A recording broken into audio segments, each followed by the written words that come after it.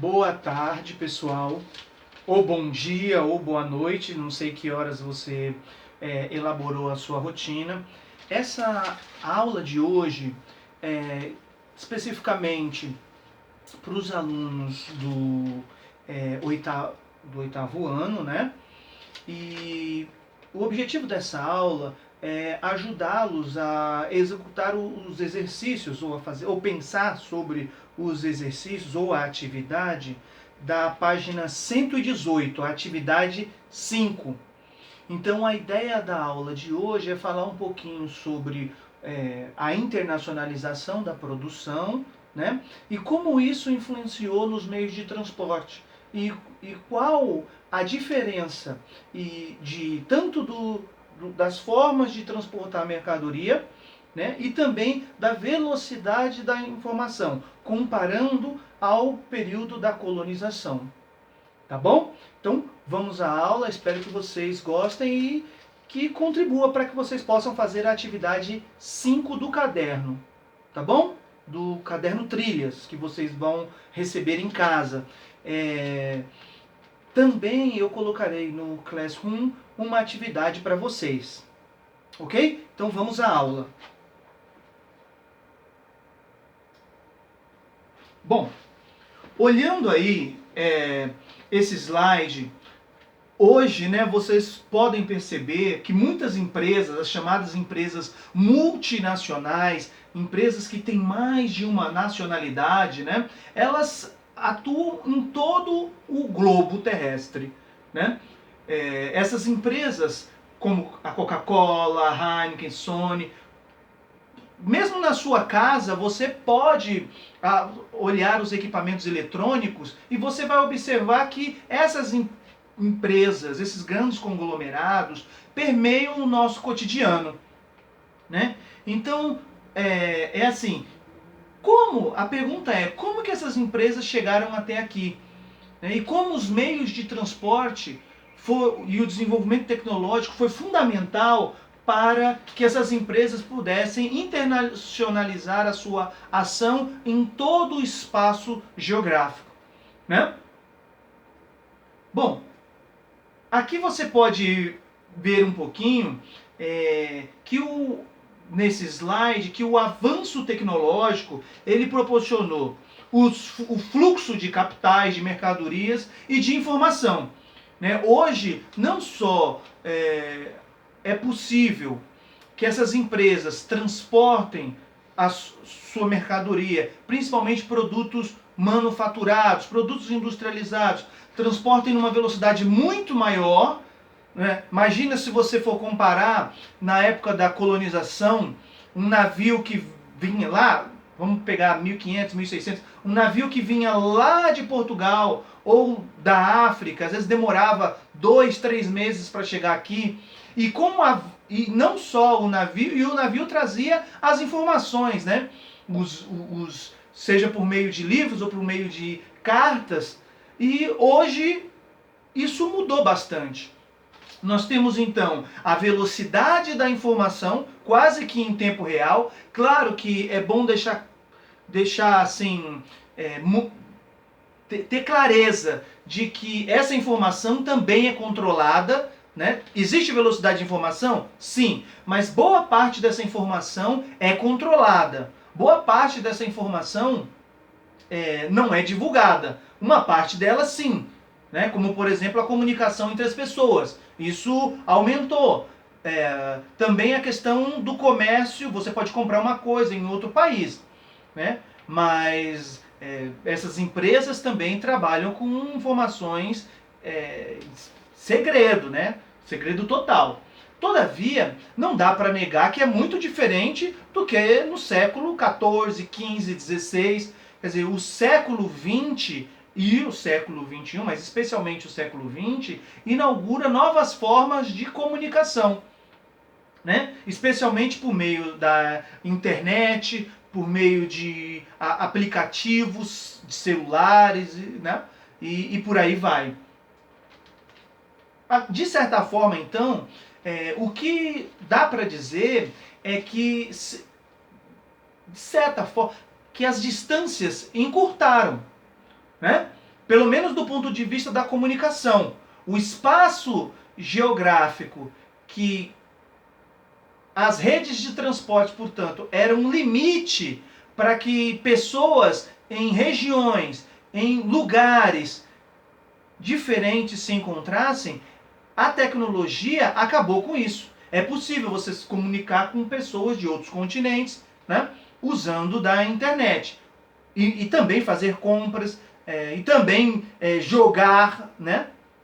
Aliás, muitos de vocês já fazem isso. Então dá para dizer que as distâncias se encurtaram um pouco, né? O que não quer dizer que isso possa ser estendida para todas as esferas da vida, não. Né? Mas do ponto de vista da comunicação entre as pessoas, sim, as distâncias se encurtaram. E também o desenvolvimento dos meios de transporte colaboraram para que tivéssemos mais agilidade, né, nas relações de troca, nos fluxos comerciais entre os países. Só para que vocês possam comparar, se vocês observarem aqui, ó, esse mapa, ele é de 1500 a 1840. De 1500, né, a 1840, o principal meio de transporte eram as carruagens a cavalo e também barcos à vela. Né? A velocidade média era de 16 km por hora. Então você imagina estabelecer um comércio entre os países com a velocidade média de 16 km por hora. Muitos produtos que hoje são comercializados entre os países, esses produtos naquela época, imagina, frutas, por exemplo, não daria para ter comércio de frutas, né, legumes. E hoje isso é possível graças à velocidade dos meios de transporte e também a tecnologia com as técnicas de refrigeração, né?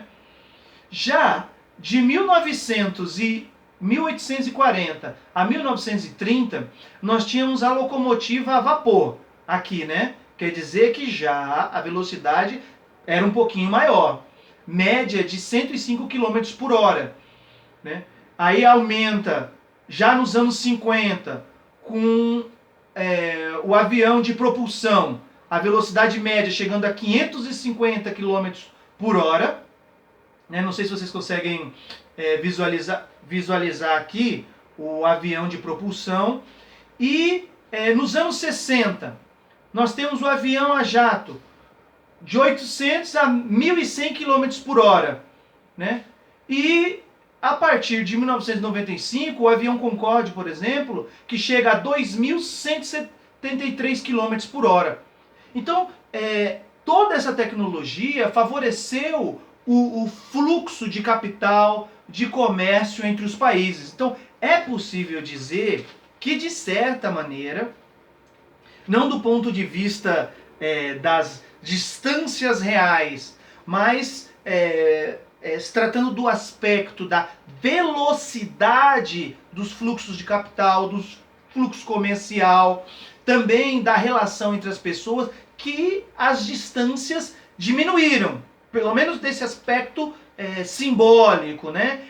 Se você imaginar que uma carta no século XVI, ou mesmo no século XV, né? As caravelas, imagina, você manda uma carta para Portugal, demorava 3 meses. Hoje você conversa em tempo real. Então, houve uma alteração tecnológica significativa nos transportes, mas também na comunicação entre as pessoas, né? E, claro que com o desenvolvimento tecnológico houve uma diminuição dos custos de transporte e a comunicação possibilitou que esses avanços fossem cada vez mais utilizados pelas pessoas e as empresas, né? E as empresas, então, com esses avanços, puderam mundializar o seu capital, principalmente em formato de investimento externo direto. O que é investimento externo direto? É quando uma empresa, por exemplo, uma empresa inglesa ou americana, monta uma fábrica em outro país. Nós chamamos isso de investimento externo direto. Então, as empresas mundializaram a sua atuação. Essas empresas que vocês estão vendo aqui, ó, atuam em todo o espaço geográfico mundial e estão presentes em nosso cotidiano. Bom, agora, algumas questões se colocam. Porque essa participação no comércio internacional, ela é muito desigual. Nem todos os países e nem todas as pessoas participam igualmente do comércio internacional. Por exemplo, se nós pegarmos dados de 2003, você vai ver que esse mercado internacional, os produtos dessas empresas, né? Quem é que consome os produtos dessas empresas, né? Principalmente 73,4% das pessoas que consomem esses produtos têm uma renda alta, né? 24,2% têm renda média e apenas 2,4% das pessoas de renda baixa consomem esses produtos. Então veja que existe uma desigualdade no acesso a esses produtos mundializados. E essa desigualdade é uma desigualdade de classe. Quem tem dinheiro consome esses produtos, quem não tem, né, fica, digamos assim, segregado do processo. Então, quanto mais desigual for o país, menos acesso as classes populares, a classe trabalhadora, terá acesso a esse país, a esses produtos, né? Então, que tipo de produto nós estamos falando? Produtos manufaturados, especialmente, né? 45% desses produtos industrializados, o fluxo comercial se dá especialmente por produtos manufaturados, tá bom?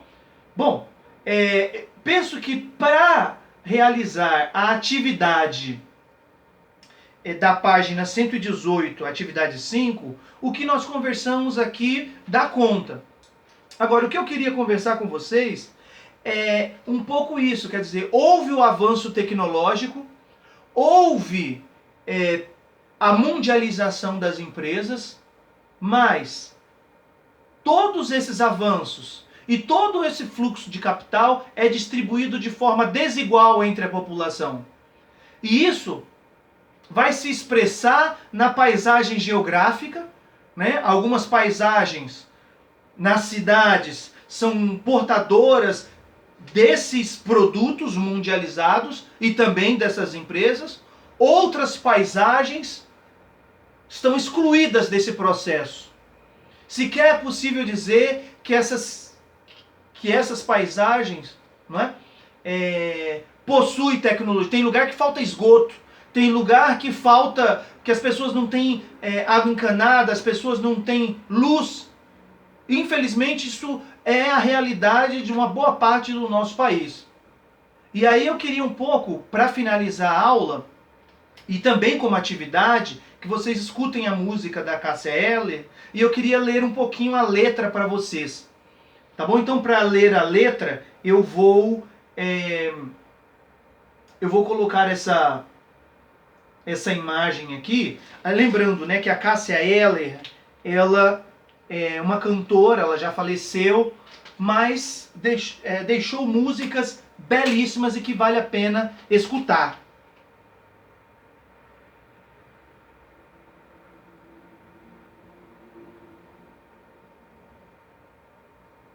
Diz a Cássia Eller: queremos saber o que vão fazer com as novas invenções. Quer dizer, o que vão fazer com toda essa tecnologia? Todo mundo tem acesso a meios de transporte como o avião? Todo mundo tem acesso igualmente a uma boa internet? Todo mundo tem acesso a todas as informações? Será? Quer dizer, a música traz esses questionamentos, né? Da mesma forma, queremos notícia mais séria sobre a descoberta da antimatéria e suas implicações na emancipação do homem das grandes populações, homens pobres das cidades, das estepes, dos sertões. Quer dizer, será que esses homens pobres da cidade, nós estamos agora em um momento em que, com essa pandemia, muitas pessoas não têm acesso a alimento, a coisas mais elementares. E, no entanto, outras têm acesso ao fino da tecnologia mundial. Não é? Então, essas tecnologias são importantes? São. Mas para quê? Para beneficiar só alguns? Ou são uma possibilidade na medida em que são democratizadas para que todos tenham acesso? Aí continua lá a Cássia Eller. Queremos saber quando vamos ter raio laser mais barato.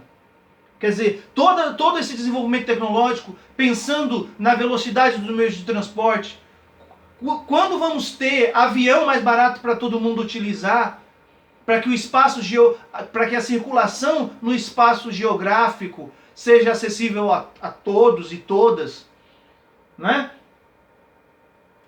Isso vale também para as outras tecnologias. Aqui ela está falando raio laser, né? Mas, digamos assim, poderíamos estender essa pergunta para outras coisas, para outras esferas da vida. Quando teremos aluguel mais barato, né? Porque às vezes a gente discute muitas questões, muitas novidades das tecnologias, mas falta, por vezes, coisas para as necessidades elementares das pessoas, né? Aí ela continua. Queremos de fato um retrato mais sério do mistério da luz, luz do disco voador, para a iluminação do homem, tão carente e sofredor, tão perdido na distância da morada do Senhor. Queremos saber, queremos viver confiantes no futuro. Por isso se faz necessário. Aí acaba, né? Então é isso. Um pouco para que quando pergunta assim, confiantes no futuro.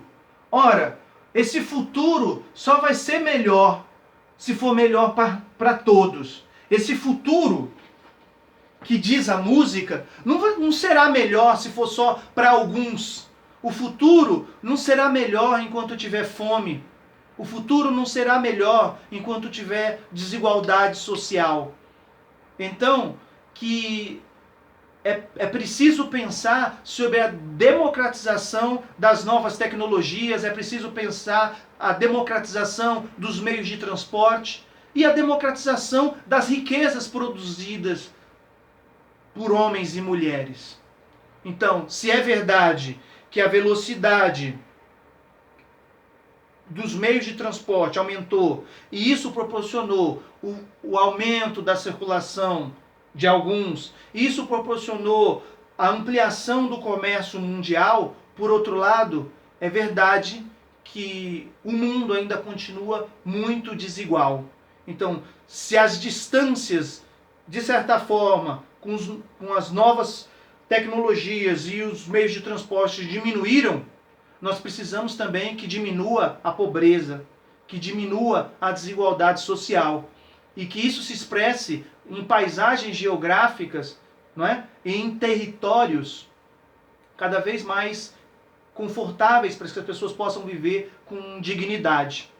Tá bom? Então realizem a atividade. Um grande abraço e até mais.